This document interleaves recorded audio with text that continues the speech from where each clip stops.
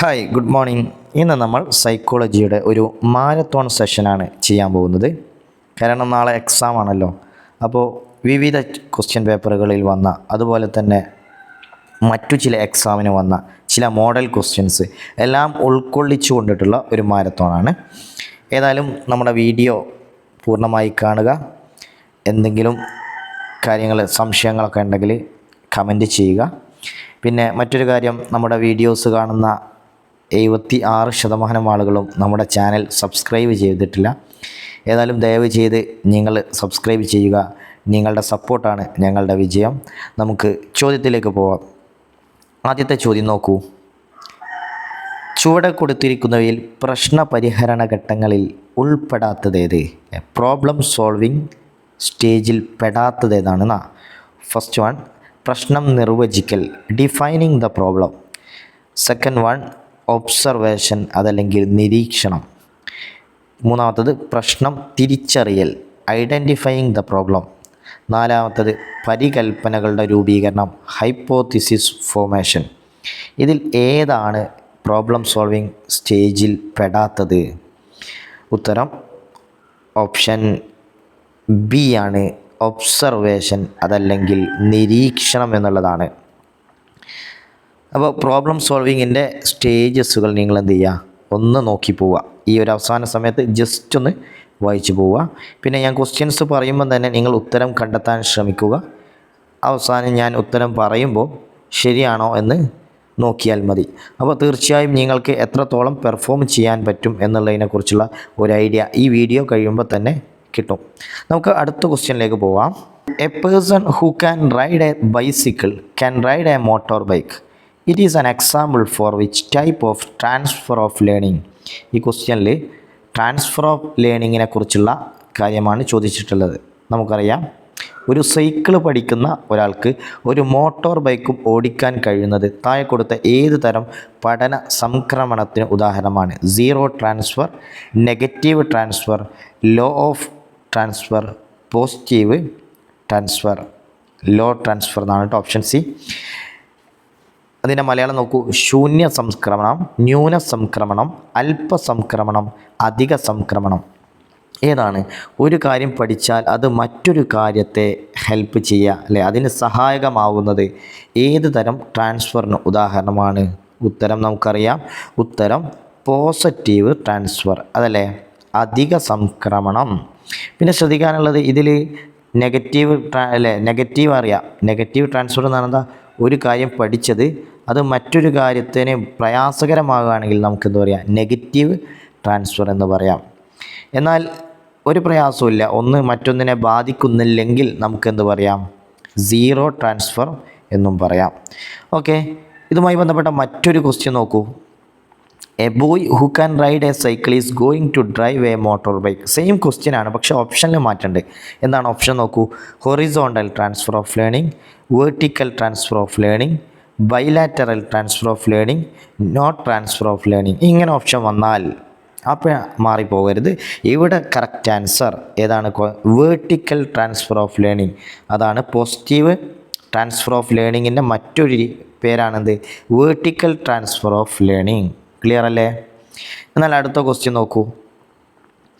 പ്രത്യേക പരിഗണന അർഹിക്കുന്ന കുട്ടികൾക്ക് പഠന പ്രവർത്തനങ്ങൾ ആസൂത്രണം ചെയ്ത് നടപ്പാക്കുന്നതിനുള്ള പരിഗണനകളിൽ പെടാത്തത്. അപ്പോൾ ചിൽഡ്രൻ വിത്ത് സ്പെഷ്യൽ നീഡ്സ് ഉണ്ടാവും, അല്ലേ, പ്രത്യേക പരിഗണന അർഹിക്കുന്നവർ. അപ്പോൾ അവർക്ക് നമ്മൾ പ്ലാൻ ചെയ്ത് നടപ്പാക്കുന്ന പരിഗണനയിൽ പെടാത്തതേത്? എല്ലാ കുട്ടികൾക്കും ഒരേ മാതൃകയിലുള്ള പ്രവർത്തനങ്ങൾ നൽകണം. പഠന പ്രവർത്തനങ്ങളിൽ രൂപീകരണം നൽകണം.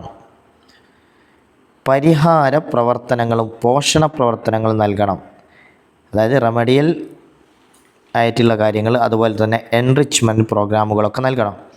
ഇന്ദ്രിയാധിഷ്ഠിത പഠന സമീപനത്തിൻ്റെ അടിസ്ഥാനത്തിൽ പ്രവർത്തനങ്ങൾ ആസൂത്രണം ചെയ്യണം. അപ്പോൾ ഇതിൽ ഏതാണ് പ്രത്യേക പരിഗണന അർഹിക്കുന്ന കുട്ടികൾക്ക് കൊടുക്കാൻ പറ്റാത്തത്? ഓപ്ഷൻ എ ആണ് ഇവിടുത്തെ ഉത്തരം. അടുത്ത ക്വസ്റ്റ്യൻ നോക്കൂ. പ്രത്യേക പരിഗണന അർഹിക്കുന്നവർക്ക് വേണ്ടിയുള്ള നിയമങ്ങളിൽ പെടാത്തത് ഏതാണ്? ഇപ്പോൾ ഇങ്ങനെ ഇതുമായി ബന്ധപ്പെട്ട് ഇത്തരം ക്വസ്റ്റ്യൻസ് ഒക്കെ വരാറുണ്ട്. അപ്പോൾ ഇവിടെ ഈ നിയമങ്ങൾ നോക്കൂ. Human rights act, mental health act, person with disabilities act, national trust act. ഏതാണ് ശരിയായ ആൻസർ? ഇവിടെ mental health act, person with disabilities act, national trust act ഇതൊക്കെ പ്രത്യേക പരിഗണന അർഹിക്കുന്നവർക്കുള്ളതാണ്. അപ്പോൾ ഹ്യൂമൻ റൈറ്റ് ആക്ട് മനുഷ്യാവകാശം അല്ലേ, മനുഷ്യാവകാശം എന്നുള്ളത് അത് ഇവർക്ക് മാത്രമല്ല, അത് എല്ലാവർക്കും ഉള്ളല്ലേ. അപ്പോൾ തീർച്ചയായും നമുക്ക് ഏത് ഒഴിവാക്കാം? ഹ്യൂമൻ റൈറ്റ്സ് ആക്ട് എന്നുള്ളതാണ് ഇവിടെ ശരിയായ ആൻസർ. അത് അതിൽപ്പെടുന്നില്ല, അത് മൊത്തത്തിലുള്ള ഒരു ആക്റ്റാണ്. പക്ഷേ മറ്റുള്ളവ എന്താണ്? അവർക്ക് മാത്രമുള്ള ആക്റ്റിൽപ്പെട്ടതാണ്. അടുത്ത ക്വസ്റ്റ്യൻ നോക്കൂ, 6ാമത്തെ ചോദ്യം. പഠനത്തിൽ പിന്നോക്കം നിൽക്കുന്ന രമേശ് മറ്റുള്ളവരുടെ അംഗീകാരത്തിന് വേണ്ടി സംഗീത മത്സരത്തിൽ പങ്കെടുക്കുകയും മറ്റുള്ളവരുടെ ശ്രദ്ധ പിടിച്ചു പറ്റുകയും ചെയ്തു. രമേശിൻ്റെ ഈ പ്രവൃത്തി ഏത് പ്രതിരോധ തന്ത്രമാണ്, ഏത് ഡിഫൻസ് മെക്കാനിസമാണ് ഇവിടെ രമേശ് കാണിക്കുന്നത്? ഒന്ന് പ്രക്ഷോഭണം. എന്തായാലും പ്രക്ഷോഭണം? പ്രൊജക്ഷൻ അല്ലേ, പ്രൊജക്ഷനാണ് പ്രക്ഷോഭണം. അടുത്തത് യുക്തീകരണം, റാഷണലൈസേഷൻ. ഉദാത്തീകരണം, സബ്ലിമേഷൻ. അനുപൂരണം, കോമ്പൻസേഷൻ അല്ലേ, ഇതാണ് ഉദ്ദേശിക്കുന്നത്. അപ്പോൾ ഏതാണ് കറക്റ്റ് ആൻസർ? പഠനത്തിൽ ബേക്കിലാണെങ്കിലും സംഗീതത്തിൽ എന്ത് ചെയ്യുന്നു? ഉഷാറാക്കുന്നു. അപ്പോൾ ഇവിടെ പ്രക്ഷേപണമാണോ, യുക്തീകരണമാണോ, ഉദാത്തീകരണമാണോ, അനുപൂരണമാണോ രമേശ് നടത്തുന്നത്? തീർച്ചയായും ഓപ്ഷൻ ഡി അനുപൂരണമാണ്, കോമ്പൻസേഷൻ അല്ലേ. ഒരു കാര്യത്തിൽ പിറകിലാണെങ്കിലും അത് മറ്റൊരു കാര്യത്തിലൂടെ നേടിയെടുക്കുക അല്ലേ, അതാണെന്ത്? അനുപൂരണം, കോമ്പൻസേഷൻ എന്ന് പറഞ്ഞാൽ. അടുത്ത ക്വസ്റ്റ്യൻ നോക്കാം. സമായോജന ക്രിയാതന്ത്രങ്ങൾ രൂപപ്പെട്ടു വരുന്നത് പ്രധാനമായും മനസ്സിൻ്റെ ഏത് തലത്തിൽ നിന്നാണ്? ഡിഫൻസ് മെക്കാനിസം, ആ ഒരു കാര്യം എവിടെയാണ്? ഏത്? അബോധ മനസ്സ് അല്ലേ, ഡിഫൻസ് മെക്കാനിസം അല്ലേ, അബോധ മനസ്സിലാണോ? അതായത് അല്ലെങ്കിൽ ഉപബോധ ഇത് അൺകോൺഷ്യസ് മൈൻഡ്, അൺകോൺഷ്യസ്, ഉപബോധം സബ് കോൺഷ്യസ് അല്ലേ, ബോധ മനസ്സ് കോൺഷ്യസ്. അതുപോലെ ഇവയെല്ലാം ഏതിലാണ് നമ്മുടെ ഡിഫൻസ് മെക്കാനിസം രൂപപ്പെടുന്നത്? ഓപ്ഷൻ എ ആണ് അല്ലേ, ഓപ്ഷൻ എ അബോധ മനസ്സിലാണ്. എവിടെയാണ്? അബോധ മനസ്സിലാണ് ഇത് രൂപപ്പെട്ടു വരുന്നത്. അതുകൊണ്ട് ഉത്തരം അൺകോൺഷ്യസ് എന്നുള്ളതാണ്, അൺകോൺഷ്യസ് മൈൻഡാണ്. ഓപ്ഷൻ എ ആണ് ഇവിടുത്തെ കറക്റ്റ് ആൻസർ. അടുത്ത ചോദ്യം നോക്കൂ, 8ാമത്തെ ചോദ്യം അല്ലേ. ഏത് തരം വിലയിരുത്തലാണ് പഠിതാക്കളുടെ പഠന പരിമിതികളും പഠന പ്രയാസങ്ങളും കണ്ടെത്താൻ സഹായിക്കുന്നത്? What type of evaluation identifies learning deficiencies and difficulties of the learner? സ്ഥാനക്കയറ്റം നൽകാനുള്ള വിലയിരുത്തൽ, അതായത് പ്ലേസ്മെൻറ്റ് അസസ്മെൻറ്റ്. തുടർ മൂല്യനിർണ്ണയം, ഫോർമറ്റീവ് അസസ്മെൻറ്റ്. പ്രശ്നങ്ങൾ കണ്ടെത്താനുള്ള വിലയിരുത്തൽ, ഡയഗ്നോസ്റ്റിക് അസസ്മെൻറ്റ്. അത്യന്തിക വിലയിരുത്തൽ, സമ്മേറ്റീവ് അസസ്മെൻറ്റ്. ഇതിലേതാണ് കുട്ടികളുടെ ലേണിംഗ് ഡിഫിക്കൽറ്റി മനസ്സിലാക്കാൻ നമുക്ക് യൂസ് ചെയ്യാൻ പറ്റുന്നത്? ഉത്തരം ഏതാണ്? ഉത്തരം ഓപ്ഷൻ സി ആണ്, ഡയഗ്നോസ്റ്റിക് അസസ്മെൻറ്റിലെ പ്രശ്നങ്ങൾ കണ്ടെത്താനുള്ള വിലയിരുത്തൽ. അതിലൂടെയാണ് കുട്ടികളുടെ ഡെഫിഷ്യൻസിയും അതുപോലെ തന്നെ ലേണിംഗ് ഡിഫിക്കൽറ്റിയും ഒക്കെ നമ്മൾ മനസ്സിലാക്കുന്നത്. അടുത്തത് 10ാമത്തെ ക്വസ്റ്റ്യൻ നോക്കൂ. ഒരു കുട്ടിയുടെ സമഗ്രമായ ചിത്രം നൽകുന്ന രേഖ അല്ലേ, അത് ക്യുമുലേറ്റീവായിട്ട് ഒരു കുട്ടിയുടെ കോംപ്രഹെൻസീവായിട്ട് നൽകുന്ന അതിൻ്റെ പിക്ചേഴ്സ് നൽകുന്നത് ഏത് റെക്കോർഡാണ്? Progress report, portfolio, anecdotal record, cumulative record. ഏതാണ് ഇവിടെ അവസാനം? ക്യുമുലേറ്റീവ് ഉണ്ട് കേട്ടോ, ക്യുമുലേറ്റീവ്. ഏതാണ് ശരിയായ ആൻസർ? ഇവിടെ ഓപ്ഷൻ ഡി ആണ്, ക്യുമുലേറ്റീവ് രേഖ അതല്ലെങ്കിൽ ക്യുമുലേറ്റീവ് റെക്കോർഡ് എന്നുള്ളതാണ് ശരിയായ ആൻസർ. കാരണം സമഗ്രമായ ചിത്രമാണ്. അപ്പോൾ അനക്ഡോട്ടൽ എന്തായിരുന്നു? ഓരോ പ്രത്യേക സംഭവങ്ങൾ മാത്രം രേഖപ്പെടുത്തുന്നതാണ് അല്ലേ, പ്രത്യേകമായി ഉണ്ടാകുന്ന സംഭവങ്ങൾ രേഖപ്പെടുത്തുന്നതാണ് അനക്ഡോട്ടൽ. ഓക്കെ, നമുക്ക് 10ാമത്തെ ക്വസ്റ്റ്യനിലേക്ക് പോവാം. താഴെ പറയുന്നവയിൽ അച്ചീവ്മെൻറ്റ് മോട്ടിവേഷൻ തിയറി മുന്നോട്ട് വെച്ചത് ആരാണ്? Who proposed the theory of achievement motivation? Abraham Maslow, Carl Rogers, David McClelland, L Thorndike. ആരാണ്? അച്ചീവ്മെൻറ്റ് അല്ലേ, അച്ചീവ്മെൻറ്റ് മോട്ടിവേഷൻ്റെ ആളാണ് ഡേവിഡ് മക്ലെലൻഡ്. അപ്പോൾ എബ്രഹാം മാസ്ലോ നമുക്കറിയാം ഹൈറാർക്കി ഓഫ് നീഡ്സ് ആണ്. കാൾ റോജേഴ്സ് നമ്മുടെ ഹ്യൂമനിസവുമായി ബന്ധപ്പെട്ട് വ്യക്തിത്വവുമായി പഠനം നടത്തിയ വ്യക്തിയാണ്. അതുപോലെ എൽ തോണ്ടൈക്കിനെയും നമുക്കറിയാം, തോണ്ടൈക്കിൻ്റെ നിയമങ്ങൾ നമുക്കറിയാം, law of exercise, law of readiness, law of effect. ഇത് തോണ്ടൈക്കാണ് സംഭാവന ചെയ്തിട്ടുള്ളത്. അപ്പോൾ ഓരോ ആളുകളെക്കുറിച്ച് നിങ്ങൾ പഠിച്ചു പോകണം. അടുത്ത ക്വസ്റ്റ്യൻ നോക്കൂ. വെളുത്ത പട്ടിയുടെ കടിയേറ്റ കുട്ടിക്ക് കറുത്ത പട്ടിയെ പേടി തോന്നുന്നില്ല. ഇത് താഴെ പറയുന്നവയിൽ എന്തിന് സമാനമാണ്? അതായത് a child bitten by a white dog is not afraid of black dogs. This is an example of stimulus generalization, stimulus substitution, stimulus discrimination, spontaneous recovery. ഇവിടെ എന്താ, ഒരു വെളുത്ത പട്ടിയുടെ കുട്ടിക്ക് അല്ലേ, വെളുത്ത പട്ടിയുടെ കടിയേറ്റു. അപ്പോൾ ഇവിടെ കുട്ടിക്ക് പിന്നെ എന്തിനോടാ പേടി ഉണ്ടാവുക? ഈ വെളുത്ത പട്ടിയോട് ഒരു പേടി ഉണ്ടാവും. പക്ഷേ എന്തില്ല, കറുത്ത പട്ടിയോട് പേടി തോന്നുന്നില്ല. ഇവിടെ എന്താണ് നടക്കുന്നത്? സ്റ്റിമുലസ് ജനറലൈസേഷൻ ആണോ സ്റ്റിമുലസ് ഡിസ്ക്രിമിനേഷൻ ആണോ? അപ്പോൾ കറുത്ത പട്ടിയെ പേടി തോന്നില്ല, അവിടെ കുട്ടി നടത്തുന്നത് എന്താണ്? Stimulus discrimination. ഏതാണ്? സ്റ്റിമുലസ് ഡിസ്ക്രിമിനേഷൻ ആണ്. അതേ സമയത്ത് മറ്റൊരു ക്വസ്റ്റ്യൻ ചോദിക്കുകയെന്ന് വിചാരിക്കും, വെളുത്ത പട്ടിയുടെ കടിയേറ്റ കുട്ടിക്ക് പിന്നെ എന്ത് വെളുത്ത വസ്തു കാണുമ്പോഴും പേടി തോന്നുന്നു. അതിനാണ് നമ്മൾ പറയുന്നത് എന്താണ്? സ്റ്റിമുലസ് ജനറലൈസേഷൻ എന്ന് പറയുന്നത്. ക്ലിയർ അല്ലേ? രണ്ട് ക്വസ്റ്റ്യൻസും ഇതിൽ നിന്ന് തന്നെ പഠിച്ചു പോവുക. അടുത്ത ക്വസ്റ്റ്യൻ നോക്കൂ, 12ാമത്തെ ക്വസ്റ്റ്യനാണ്. കുട്ടികളിൽ മെറ്റാകോഗ്നിറ്റീവ് ശേഷികൾ വികസിപ്പിക്കുന്നതിനായി പരിശ്രമിക്കുന്ന ഒരു അധ്യാപികക്ക് ഉപയോഗപ്പെടുത്താൻ കഴിയുന്ന ഏറ്റവും അനുയോജ്യമായ പഠന രീതി ഏതാണ്?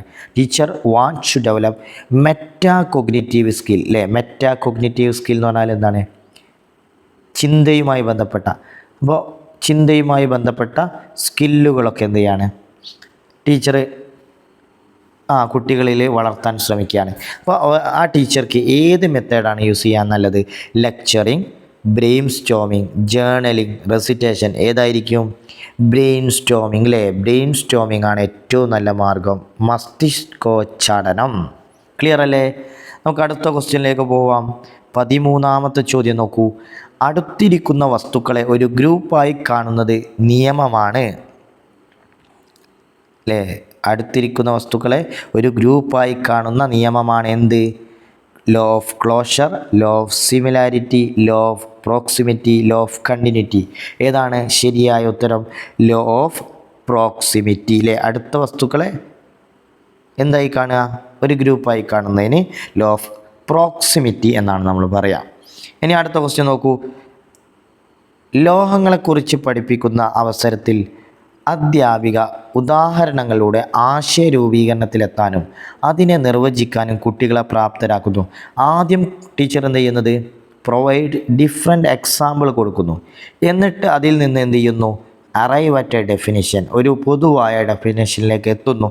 ഇവിടെ അധ്യാപിക അവലംബിക്കുന്നത് inductive approach, intuitive approach, analytic approach, deductive approach നമ്മൾ പഠിച്ചിട്ടുണ്ട്. ആദ്യം ഒരു സ്പെസിഫിക് ആയ കാര്യം പറയുന്നു, അതായത് കുറേ ഉദാഹരണങ്ങൾ പറയൂ, അതിൽ നിന്ന് ജനറലായ ഒരു കാര്യത്തിലേക്ക് ജനറലായ കാര്യങ്ങളിലേക്ക് അല്ലെങ്കിൽ ഡെഫിനിഷൻ, പൊതുവായ തത്വങ്ങളിലേക്ക് എത്തിച്ചേരുന്ന മാർഗമാണെന്ത്? Inductive approach. ഇൻഡക്റ്റീവ് അപ്രോച്ച്, ആഗമന രീതി എന്ന് പറയും. അപ്പോൾ ഇവിടുത്തെ ഉത്തരം ഇൻഡക്റ്റീവ് അപ്രോച്ചാണ്. ഇതിൻ്റെ നേരെ ഓപ്പോസിറ്റാണ് എന്ത്? Deductive approach. ഡിഡക്റ്റീവ് അപ്രോച്ചിൽ എന്താ നടക്കുന്നത്? അവിടെ ജനറലായ കാര്യത്തിൽ നിന്ന്, അതായത് ഒരു ഡെഫിനിഷൻ പറഞ്ഞിട്ടിൽ നിന്ന് അതിൽ നിന്ന് വ്യത്യസ്ത ഉദാഹരണങ്ങൾ ഉണ്ടാക്കുന്നു, സ്പെസിഫിക്കിലേക്ക് പോകുന്നു. ഇതാണെന്ത്? Deductive approach. നമുക്ക് അടുത്ത ക്വസ്റ്റ്യൻ നോക്കാം. ഏതാണ്? തീവ്രമായ കരച്ചിൽ, നഖം കടിക്കൽ, തുള്ളിച്ചാടൽ എന്നിവ ശിശുവികാര പ്രതികരണങ്ങളാണ്. ഇവയെല്ലാം താഴെ പറയുന്നതിൽ ഏത് ശിശുവികാരങ്ങളുടെ പ്രത്യേകതയിൽ പെടുന്നു? ഡിറ്റക്റ്റബിലിറ്റി, വൈകാരിക ദൃശ്യത, ട്രാൻസിറ്ററിനെസ് ചഞ്ചലത, ഫ്രീക്വൻറ്റ് ആവൃത്തി, സംക്ഷിപ്തത, ബ്രീഫ്നെസ്. ഏതിൽ പെടുന്നു? കഴിഞ്ഞ ദിവസം നമ്മൾ ചെയ്തൊരു വീഡിയോയിൽ അതിൻ്റെ മലയാളം മാറിപ്പോയിട്ടുണ്ട് അല്ലേ? മലയാളം, അതായത് ഉത്തരം മലയാളത്തിൽ പറഞ്ഞത് ശരിയാണ്, ചഞ്ചലതയാണ്. പക്ഷേ അതിൻ്റെ ഇംഗ്ലീഷ് ഒന്ന് മാറിപ്പോയിട്ടുണ്ടായിരുന്നു. എല്ലാവരും ഒന്ന് ശ്രദ്ധിക്കുക. അപ്പോൾ ഇവിടെ കറക്റ്റ് ആൻസർ നോക്കൂ. തീവ്രമായ കരച്ചിൽ, നഖം കടിക്കൽ, തുള്ളിച്ചാടൽ ഇവയൊക്കെ കുട്ടികളുടെ എന്തിൽ പെടുന്നതാണ്? കുട്ടികളുടെ ശരിയായ ഉത്തരം ഏതാണ്? ഓപ്ഷൻ എ ആണ്. ഏതാണ് ശരിയായ ഉത്തരം? ഓപ്ഷൻ എ, ഡിറ്റക്റ്റബിലിറ്റി, വൈകാരിക ദൃശ്യത. നമുക്ക് അടുത്ത ക്വസ്റ്റ്യനിലേക്ക് പോവാം. വികാസ തത്വങ്ങളിൽ പെടാത്തതേത് അല്ലേ? Which of the following is not a principle of development? വികാസം ക്രമീകൃതമാണ്, അതായത് ഡെവലപ്മെൻറ്റ് ഈസ് ഓർഡർലി. വികാസം വിശേഷത്തിൽ നിന്നും സാമാന്യതയിലേക്ക് കടക്കുന്നു. Development proceed from specific to general. Development is predictable, പ്രവചനീയമാണ്. വികാസം സഞ്ചിത സ്വഭാവത്തോടു കൂടിയതാണ്, അതായത് ഡെവലപ്മെൻറ്റ് ഈസ് ക്യുമുലേറ്റീവ്. ഇതിൽ വികാസ തത്വങ്ങളിൽ പെടാത്തത് ഏതാണെന്ന ക്വസ്റ്റ്യൻ. അപ്പോൾ നമുക്കറിയാം ഡെവലപ്മെൻറ്റ് പ്രിൻസിപ്പിൾസിൽ പെടാത്ത ഒന്നാണ് development proceed from specific to general അല്ലേ? സ്പെസിഫിക്കിൽ നിന്ന് ജനറലായ കാര്യത്തിലേക്ക് പോകുന്നു. അതാണോ ശരിയായത്? അല്ല. വികാസം പിന്നെ എന്താണ്? വിശേഷത്തിൽ നിന്ന് സാമാന്യതയിലേക്ക് പോകുന്നതിന് പകരം സാമാന്യതയിൽ നിന്ന് വിശേഷത്തിലേക്കാണ് പോവുക. ഈ ഓപ്ഷൻസാണ് എന്ത് ഇവിടെ ശരിയല്ലാത്തത്. ഓക്കെ, അതെന്തല്ല? ഡെവലപ്മെൻറ്റ് പ്രിൻസിപ്പിൾ പെട്ടതല്ല. ഓക്കെ, ക്ലിയർ അല്ലേ? നമുക്ക് അടുത്ത ക്വസ്റ്റ്യനിലേക്ക് പോയാലോ? എന്താണ് ക്വസ്റ്റ്യൻ? ഡാഷ് വിലയിരുത്തുന്നതിന് തീമാറ്റിക് അപ്പർസെപ്ഷൻ ടെസ്റ്റ് ഉപയോഗിക്കുന്നു. Thematic apperception test is used for assessing. എന്തിനാണ് ടാറ്റ് ഉപയോഗിക്കുന്നത്? മെമ്മറിയാണോ, പേഴ്സണാലിറ്റിയാണോ, ഇൻ്റലിജൻസ് ആണോ, ആപ്റ്റിറ്റ്യൂഡാണോ? ഏത് അളക്കാൻ വേണ്ടിയാണ് നമ്മൾ ടാറ്റ് യൂസ് ചെയ്യുന്നത്? ഒരാളുടെ വ്യക്തിത്വം, പേഴ്സണാലിറ്റി അളക്കാൻ വേണ്ടിയിട്ടാണ് അല്ലേ? പ്രൊജക്റ്റീവ് ടെക്നിക്കുകളൊക്കെ നമ്മൾ പഠിച്ചിട്ടുണ്ട്. വ്യക്തിത്വം അളക്കുന്നതിനാണ് അവയൊക്കെ യൂസ് ചെയ്യുന്നത്. ഇനി അടുത്ത ക്വസ്റ്റ്യൻ നോക്കൂ. സിഗ്മണ്ട് ഫ്രോയിഡിൻ്റെ സിദ്ധാന്തമായ മനോലൈംഗിക വികാസഘട്ടത്തിൽ പിതൃകാമനയും, അതായത് എലക്ട്ര കോംപ്ലക്സ്, അതുപോലെ മാതൃകാമനയും ഈഡിപ്പസ് കോംപ്ലക്സ്, ഈ രണ്ട് സവിശേഷതകൾ കാണപ്പെടുന്ന ഘട്ടം ഏതാണ്? Genital stage, latency stage, phallic stage, anal stage. ഏത് ഘട്ടത്തിലാണ്? ഉത്തരം ഓപ്ഷൻ സി ആണ്, ഫാലിക് സ്റ്റേജ്, അതല്ലെങ്കിൽ ലിംഗഘട്ടം എന്ന് പറയുന്ന അവിടെയാണ് നമ്മൾ എന്ത് ചെയ്യുന്നത്? എലക്ട്ര കോംപ്ലക്സ് എന്താണ്? പിതാവിനോടുള്ള അല്ലേ? പിതാവിനോട് മകൾക്കുണ്ടാവുന്ന സ്നേഹമാണ് എലക്ട്ര കോംപ്ലക്സ്. അതേ സമയത്ത് മകന് അമ്മയോടുണ്ടാവുന്ന സ്നേഹമാണ് എന്ത്? Oedipus complex. തീർച്ചയായും ഉത്തരം ഓപ്ഷൻ സി ആണ്. അടുത്ത ക്വസ്റ്റ്യൻ നോക്കൂ. 19ാമത്തെ ചോദ്യം. സ്പഷ്ടമായ സ്മരണയും സുചിതമായ സ്മരണയും രണ്ടു തരം സ്മരണകളാണ് അല്ലേ? അവിടെ ഇംഗ്ലീഷ് നോക്കിയാൽ പെട്ടെന്ന് കിട്ടും. Explicit memories and implicit memories are two types of short term memory, long term memory, sensory memory, rote memory. ഏതാണ് ശരിയായ ഉത്തരം? ഓപ്ഷൻ ബി ആണ്, ലോങ് ടേം മെമ്മറി അല്ലേ? ലോങ് ടേം മെമ്മറിയുടെ രണ്ട് ഭാഗങ്ങളാണൊന്ന് ഇംപ്ലിസിറ്റും രണ്ട് എക്സ്പ്ലിസിറ്റും. അടുത്ത ക്വസ്റ്റ്യൻ നോക്കൂ. താഴെ പറയുന്നവയിൽ തെറ്റായ ജോഡിയേത്? ജെറോമസ് ബ്രൂണർ കണ്ടെത്തൽ പഠനം അല്ലേ? Discovery learning. ഡേവിഡ് ഒസവലാണ് meaningful reception learning. Observational learning ആണ് BF Skinner. Trial and error learning EL Thorndike. ഏതാണ് ഇവിടെ തെറ്റായ ജോഡി അല്ലേ? കണ്ടെത്തൽ പഠനം ബ്രൂണർ തന്നെയാണ്. അർത്ഥപൂർണമായ സ്വീകരണ പഠനം മീനിങ് ഫുൾ റിസപ്ഷൻ ലേണിംഗ് അത് ഒസബൽ തന്നെയാണ്. നിരീക്ഷണ പഠനം അതാരല്ല? സ്കിന്നർ അല്ല, പിന്നെ ആരായിരുന്നു? ആൽബർട്ട് ബന്ദുരയല്ലേ? അപ്പോൾ തീർച്ചയായും ഇവിടുത്തെ ഓപ്ഷൻ സി ആണ് തെറ്റുള്ളത്. അപ്പോൾ option C is the correct answer. നമുക്ക് അടുത്ത ക്വസ്റ്റ്യനിലേക്ക് പോവാം. 21ാമത്തെ ചോദ്യം. തെറ്റായ ജോഡി തിരഞ്ഞെടുക്കുക. ടൈപ്പ് സമീപനം, അതായത് type approach Allport, psycho analytic approach Freud, humanistic approach call Rogers, behaviouristic approach BF Skinner. ആരാണ്? തെറ്റായ ജോഡിയാണ് കേട്ടോ. നേരത്തെ ചോദിച്ചതുപോലെ ഇതിലും തെറ്റായ ജോഡി ഏതാണ്? ടൈപ്പ് അപ്രോച്ച് ആൽപോർട്ട് ആണോ അല്ലേ? ടൈപ്പ് അപ്രോച്ച് പിന്നെ ആരുടേതാണ്? ട്രൈറ്റ് അപ്രോച്ചാണ് അല്ലേ? ട്രൈറ്റ് അപ്രോച്ചാണ് ആരുടേത്? ആൽപോർട്ടിൻ്റേത്. അപ്പോൾ ഇവിടെ ശരിയായ ഉത്തരം ഏതാണ്? ഓപ്ഷൻ എ ആണ്. ടൈപ്പ് സമീപനം ആൽപോർട്ട് എന്നുള്ളതാണ് ഇവിടെ ശരിയായ ഉത്തരം. കാരണം എന്താ? ആ ജോഡി തെറ്റാണ്. ടൈപ്പ് അപ്രോച്ച് അല്ല, പിന്നെയോ ട്രൈറ്റ് അപ്രോച്ചാണ് ആൽപോർട്ടിൻ്റേത്. 22ാമത്തെ ചോദ്യം നോക്കൂ. പരസ്പരം ബന്ധപ്പെട്ട വസ്തുക്കളും ആശയങ്ങളും പൊതുവിജ്ഞാനത്തിൻ്റെ ഭാഗമാണ്. ഇത് ഏത് തരം ഓർമ്മയാണ്? മെമ്മറിയെക്കുറിച്ച് മറ്റൊരു ക്വസ്റ്റ്യനാണ്. നേരത്തെ നമ്മൾ പറഞ്ഞത് ലോങ് ടൈം മെമ്മറിയുടെ ഇംപ്ലിസിറ്റും എക്സ്പ്ലിസിറ്റും പറഞ്ഞു. അതുപോലെ തന്നെ മറ്റൊരു ക്വസ്റ്റ്യൻ നോക്കൂ. A network of associated facts and concepts that make up our general knowledge of the world അപ്പോൾ നമുക്ക് ജനറൽ നോളജിനെ ഹെൽപ്പ് ചെയ്യുന്ന പൊതു തത്വങ്ങൾ മനസ്സിലാക്കാൻ ഹെൽപ്പ് ചെയ്യുന്ന മെമ്മറി ഏതാണ്? Episodic, explicit, implicit, semantic. ഏതാണ് കറക്റ്റ് ആൻസർ? ഉത്തരം സെമാൻറ്റിക് ആണ് കേട്ടോ. ഏതാണ് ഉത്തരം? സെമാൻറ്റിക് മെമ്മറിയാണ്. അപ്പോൾ നിങ്ങൾക്ക് മനസ്സിലായ പൊതു തത്വങ്ങൾ, general knowledge of the world, അതൊക്കെ നമ്മൾ സെമാൻറ്റിക് മെമ്മറിയിലാണ് സൂക്ഷിക്കുക. അതേ സമയത്ത് ഓരോ സംഭവങ്ങൾ കൃത്യമായിട്ട് A to Z ഓർത്തെടുക്കാൻ, ഇപ്പോൾ ഉദാഹരണത്തിന് നമുക്കൊരു ആക്സിഡൻറ്റ് സംഭവിച്ചാൽ ആക്സിഡൻറ്റിൻ്റെ ഓരോ കാര്യങ്ങൾ നമ്മളിലേക്ക് മനസ്സിലേക്ക് വരുന്നത് അതിന് യൂസ് ചെയ്യുന്നതാണ് എപ്പിസോഡിക്. ഓക്കെ. എക്സ്പ്ലിസിറ്റും ഇംപ്ലിസിറ്റും എന്താണ്? ലോങ് ടേം മെമ്മറിയുടെ ഒരു ഭാഗമാണ്. അതിൻ്റെ സബ്ബായിട്ടാണ് എന്ത് വരുന്നത്? എപ്പിസോഡിക്കും സെമാൻറ്റിക്കും വരുന്നത്. ക്ലിയർ അല്ലേ? അടുത്ത ക്വസ്റ്റ്യൻ നോക്കൂ. 24ാമത്തെ ക്വസ്റ്റ്യൻ ആണ്. The theorist associated with the concept attainment model. Concept attainment model എന്നുള്ള തിയറി ആരുടേതാണ്? Jerome S Bruner, David Ausubel, Jean പിയാഷെ, ലെവ് വൈഗോട്സ്കി. ആരാണ്? ഉത്തരം ഓപ്ഷൻ എ ആണ്. ജെറോമസ് ബ്രൂണർ ആണ് കൺസെപ്റ്റ് അറ്റൈൻമെൻറ്റ് മോഡൽ അല്ലേ? Concept attainment model. ഓക്കെ. അടുത്തത് 25ാമത്തെ ക്വസ്റ്റ്യൻ നോക്കൂ. 25ാമത്തെ question. Teacher uses projective test for revealing the അല്ലേ? എന്തിനു വേണ്ടിയാണ് ടീച്ചർ എന്ത് ചെയ്യുന്നത്? പ്രൊജക്റ്റീവ് ടെസ്റ്റുകൾ യൂസ് ചെയ്യുന്നത്? Revealing the conscious mind, unconscious mind, aptitude, intelligence. എന്ത് മനസ്സിലാക്കാനാണ്? കുട്ടിയുടെ അൺകോൺഷ്യസിനെ മനസ്സിലാക്കാൻ വേണ്ടിയാണ് പ്രൊജക്റ്റീവ് ടെക്നിക്കുകൾ യൂസ് ചെയ്യുന്നത്. അടുത്ത ക്വസ്റ്റ്യൻ നോക്കൂ. In Erikson's model the key challenge of young adulthood. ഒരു അഡൾട്ട്ഹുഡിലെത്തിയ വ്യക്തി ഏത് ചാലഞ്ചാണ് നേരിടേണ്ടി വരുന്നത്? Trust vs mistrust, intimacy vs isolation, identity vs role confusion, integrity vs despair. ഏതാണ് ഉത്തരം? ഇൻറ്റിമസി vs ഐസൊലേഷൻ ആണ് അല്ലേ? ചെറിയ 2 വയസ്സ് വരെയുള്ള കുട്ടിയാണ് എന്ത് നേരിടുന്നത്? Trust vs mistrust. ഐഡൻറ്റിറ്റി ഒക്കെ ആരാണ്? അഡൾട്ടേജ് അല്ലേ? അഡോളസൻസ് കൗമാരപ്രായത്തിലാണ്. എന്നാൽ ഒരു അഡൾട്ട്ഹുഡിലെത്തിയ വ്യക്തിയാണ് ഇൻറ്റിമസി vs ഐസൊലേഷൻ. ഇതാണ് അവർ നേരിടേണ്ടി വരുന്നത്. അടുത്ത ക്വസ്റ്റ്യൻ നോക്കൂ. ഹ്യൂറിസ്റ്റിക്സ് അല്ലേ? ഒരു ടെക്നിക്കാണ് ഹ്യൂറിസ്റ്റിക്സ്. അതെന്താണ്? ന്യൂമോണിക്സ് ആണ്, പ്രോബ്ലം സോൾവിങ് ടെക്നിക്കാണ്, chunks, none of the above. എന്താണ്? ചങ്കിങ് ആണോ? പ്രോബ്ലം സോൾവിങ് ടെക്നിക്കാണോ? ന്യൂമോണിക്സ് ആണോ? ഏതാണ് ഉത്തരം?